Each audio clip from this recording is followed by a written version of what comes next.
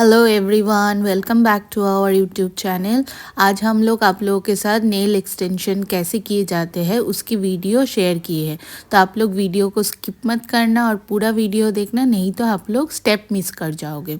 तो सबसे पहले हम लोग क्या करेंगे, नेल्स को एसीटोन से क्लीन कर लेंगे। उसके बाद अगर नेचुरल नेल्स है तो उसको नेल कटर से कट कर लेंगे और क्यूटिकल एरिया को क्यूटिकल पुशर से पुश कर लेंगे। तो ये 3 स्टेप बहुत ज़्यादा बेसिक है, इसीलिए मैंने उसको दिखाया नहीं है। उसके बाद हम लोग क्या करेंगे, एमरी बोर्ड के हेल्प से नेचुरल नेल्स की जो शाइन होती है उसको हम बहुत अच्छे से रिमूव कर लेंगे।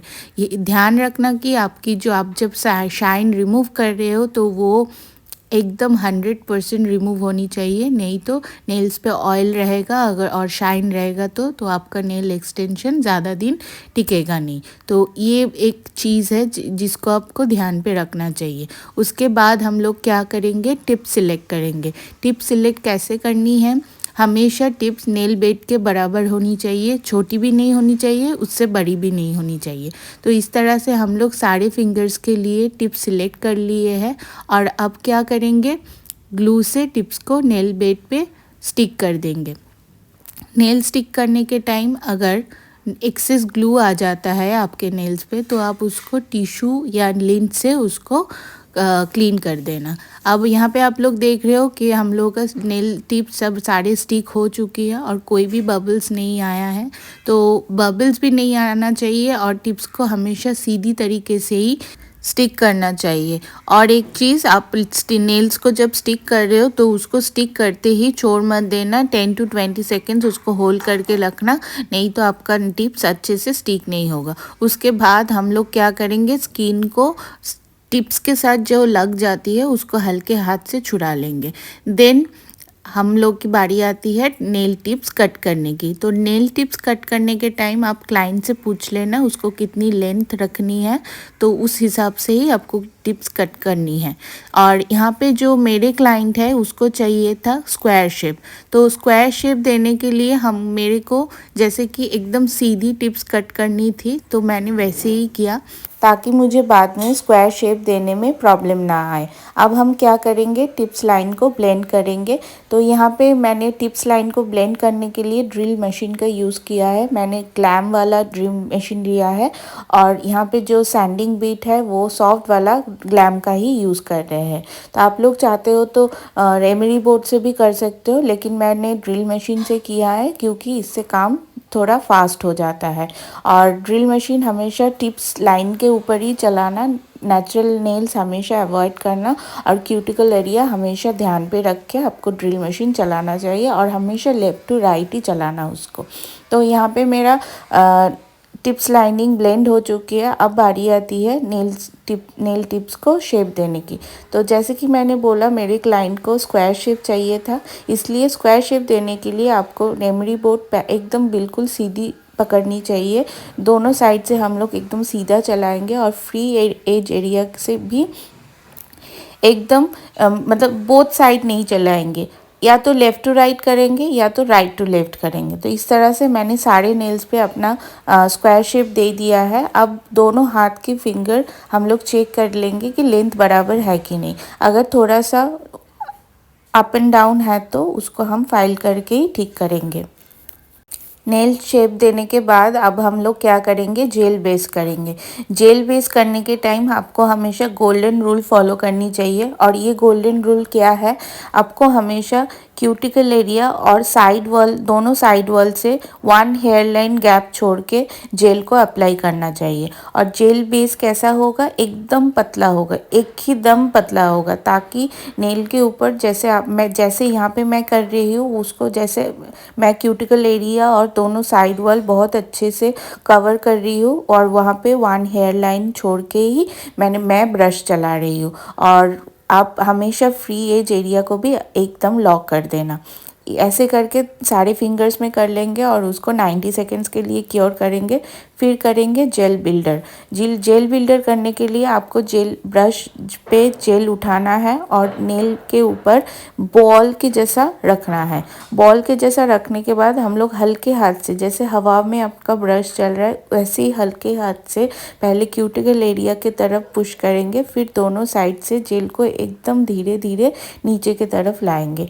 इस तरह से जैसे आप देख रहे हो मेरा एक ऊपर में एपेक्स भी आ गया है और मेरा पूरा नेल का जो टिप्स है वो भी कवर हो गया है। तो यहाँ पे मैंने दो दो फिंगर करके अपना जेल बिल्डअप किया है और क्योर भी किया है। फिर पहले 2 फिंगर करके क्योर किया है, उसके बाद 2 फिंगर करके क्योर किया है और थंब को अलग से किया है। तो इस तरह से आप प्रोसेस फॉलो करोगे तो आपका जो जेल है वो ज़्यादा हिलेगा भी नहीं और क्यूटिकल एरिया की तरफ चले जाएगा भी नहीं। तो क्योंकि क्यूटिकल एरिया या तो साइड वॉल में जेल लग जाता है तो वो काम करने में बहुत दिक्कत होता है, फिनिशिंग भी अच्छा नहीं होता है और क्या होता है आपका जेल लिफ्ट अप होने की बहुत ज़्यादा चांसेस है। तो ये गोल्डन रूल फॉलो करके आप लोग काम करना, देखना आपका काम बहुत अच्छा होएगा। तो इस तरह से मेरा फ्री एज एरिया भी यहाँ पे लॉक हो गया है और मैंने पूरे सारे जेल बिल्डर करके अपनी फिंगर्स को क्योर कर लिया है। तो यहाँ पे मेरा एपेक्स भी देखो बहुत अच्छा हुआ है। उसके बाद बारी आती है जेल वाइप करने की। फिर हम लोग अगर थोड़ा सा भी ऊपर नीचे है तो दोनों साइड से जेल को करेक्शन कर लेंगे और एक अच्छा सा एपेक्स वाला जेल शेप दे देंगे। जेल करेक्शन करने के बाद सॉफ्ट बफर से सारे नेल्स को सॉफ्ट बफिंग कर लेंगे और डस्ट ऑफ कर लेंगे, क्योंकि इसके बाद हम लोग की बारी आती है पॉलिश अप्लाई करने की। तो अगर आपके नेल्स पे डस्ट रह जाएगा, डस्ट पार्टिकल्स रह जाएगा तो वहाँ वो पॉलिश के टाइम दिखेगा और फिनिशिंग अच्छा नहीं आएगा। तो आप डस्ट पार्टिकल बहुत अच्छे से पुफी ब्रश से डस्ट ऑफ कर लेना। यहाँ पे मेरा पूरा काम हो चुका है और हम लोग अब क्या करेंगे, पॉलिश अप्लाई करेंगे। तो मेरे क्लाइंट को जैसे रिंग फिंगर में एक ब्रश आर्ट चाहिए था और बाकी के नेल्स पे उसको सॉलिड कलर चाहिए था। तो ब्रश आर्ट करने के लिए मैंने यहाँ पे पहले बेस कलर अप्लाई किया है। बेस कलर को भी वही गोल्डन रूल फॉलो करके अप्लाई करना चाहिए। क्यूटिकल एरिया और दोनों साइड वॉल में 1 हेयर लाइन लेंथ छोड़ के उसको अप्लाई करो, फिर क्योर कर लो। और यहाँ पे मैंने वाइट कलर अप्लाई कर रही हूँ क्योंकि उस मेरे को ओम्ब्रे इफ़ेक्ट देना है। ओम्ब्रे इफ़ेक्ट के लिए मैंने वाइट कलर अप्लाई किया और अच्छे से स्पॉन्ज लेके उसको डैब डैब डैब डैब करके एकदम स्मार्च कर दिया है। और ओम्ब्रे इफ़ेक्ट देने के टाइम ये चीज़ हमेशा ध्यान रखना चाहिए कि आपका कलर बहुत अच्छे से स्मार्च हो जाए, कि कोई लाइन विजिबल ना हो। सब बहुत सारे लोग ओम्ब्रे करते हैं लेकिन उनकी लाइंस विजिबल हो जाती है। तो ये चीज़ आप लोग ध्यान रखना। आप लोग जितना अच्छे से स्मार्च करोगे तो आपका ओम्ब्रे इफ़ेक्ट उतना ही अच्छा आएगा। इस तरह से मैंने 2 बार वाइट कलर अप्लाई किया है और 2 बार सेम डैब डैब करके उसको क्योर किया है। उसके बाद हम लोग क्या करेंगे, हम लोग ब्लैक पॉलिश यहाँ पे अप्लाई कर रहे हैं क्योंकि मेरे क्लाइंट ने एक कैट आई पॉलिश चूज़ किया है। तो अगर हम लोग क्या ब्लैक को बेस करके उसके ऊपर कैट आई पॉलिश अप्लाई करेंगे तो ज़्यादा अच्छा इफ़ेक्ट आएगा। इसीलिए मैंने बस एक ही कोट करके सारे फिंगर्स में ब्लैक पॉलिश अप्लाई कर दिया है और उसको हम लोग 60 सेकेंड्स के लिए क्योर कर लिए हैं। देन सारे फिंगर्स में मैंने कैट आई वाला पॉलिश, ग्लैम का जो कैट आई पॉलिश आता है वो मैंने यहाँ पे यूज़ किया है और ये रोज़ गोल्ड वाला है। तो ऐसे ही करके मैंने कैट आई पॉलिश जो आप लोग देख रहे हो उसको अच्छे से ब्लैक के ऊपर मैंने 2 टाइम मतलब 2 बार करके अप्लाई किया है, 2 कोट अप्लाई किया है।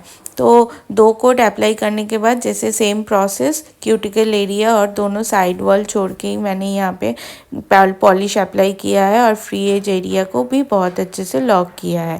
और अब ये करने के बाद क्योर कर लेंगे। फिर बारी आती है हमारी ब्रश आर्ट करने की। तो ब्रश आर्ट के लिए मैंने यहाँ पे एक क्रिसमस ग्रास वाला डिज़ाइन चूज़ किया है, वो मैं यहाँ पे कर रही हूँ। पहले हम लोग ग्रीन कलर से ग्रास इफेक्ट देने के लिए ग्रीन कलर यूज़ करेंगे और उसके बाद उसके ऊपर क्रिसमस बॉल्स बनाने के लिए मैंने रेड कलर यूज़ किया है। तो इस तरह से मैंने अपना दोनों हाथ की जो रिंग फिंगर है उसमें मैंने अपना ब्रश आर्ट कंप्लीट कर लिया है। फिर हम लोग क्या करेंगे, हम लोग अच्छे से टॉप कोट अप्लाई करेंगे। Top coat is very important ताकि आपका फिनिशिंग, आपका ग्लॉसीनेस वो बहुत अच्छे से दिख पाए। तो यहाँ पे मैंने टॉप कोट भी गोल्डन रूल फॉलो करके ही अप्लाई किया है।